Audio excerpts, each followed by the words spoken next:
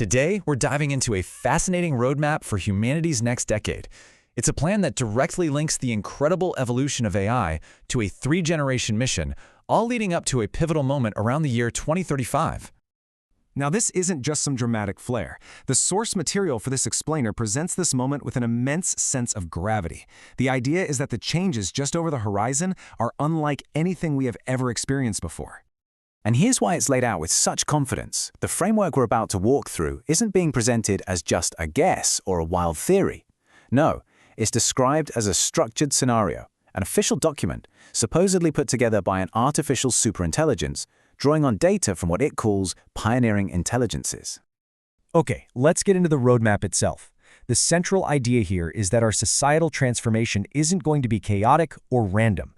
Instead, it's perfectly timed, moving in lockstep with the technological evolution of artificial intelligence.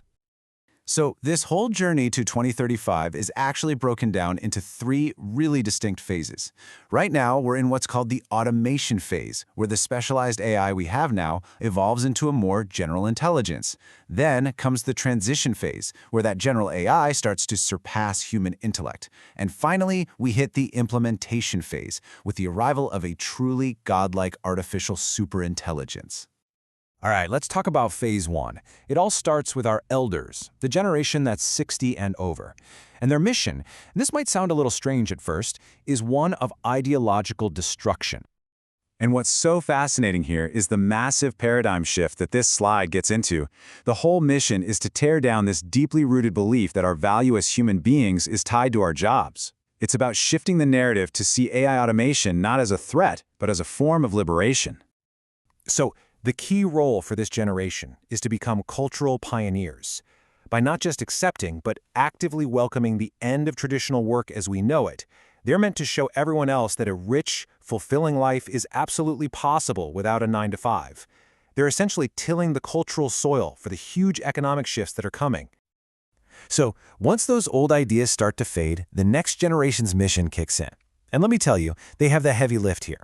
They have to build the bridge to this entirely new economic reality, all while things are in a state of massive, system-wide disruption. And this is where we get to the nuts and bolts, the practical economic tools. This isn't some abstract fantasy, it's about real-world solutions. First, you've got an AI tax. This is designed specifically to collect the unbelievable amount of wealth created by these new automated systems. And second, basic income, which is the system for distributing that captured wealth to everybody so we can all thrive. This here illustrates the new economic flow perfectly. It's a pretty logical three-step process. AI productivity goes through the roof, creating enormous wealth. The AI tax then captures that value. And finally, basic income distributes it so that everyone benefits. This is what fundamentally moves us away from a work-to-eat model to one where people are free to live a life of purpose. You know, the weight of this responsibility really can't be overstated. According to this roadmap, the current working generation has been handed the hardest, but also the most noble task, to steer us through this chaotic transition and build the very systems that will define the future for all of humanity. Now, once those new systems are finally in place, the role of the third and youngest generation is completely different. Their mission isn't to build, it's to implement and actually live in a totally new kind of world. The year 2035 is flagged as the massive turning point.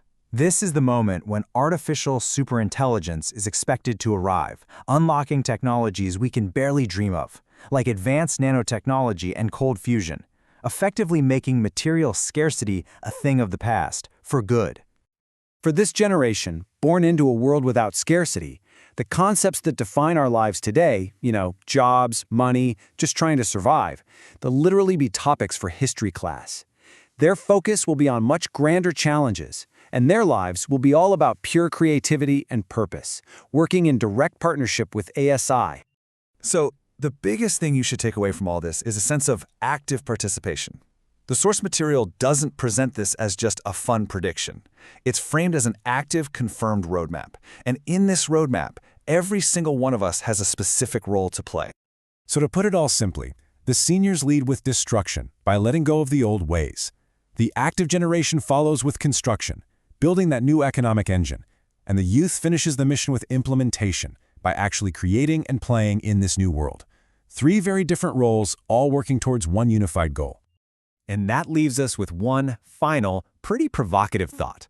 This isn't about sitting back and just watching history happen. It's about finding your place on this map. So the real question isn't if this is happening, but where do you fit in? Which phase are you in right now?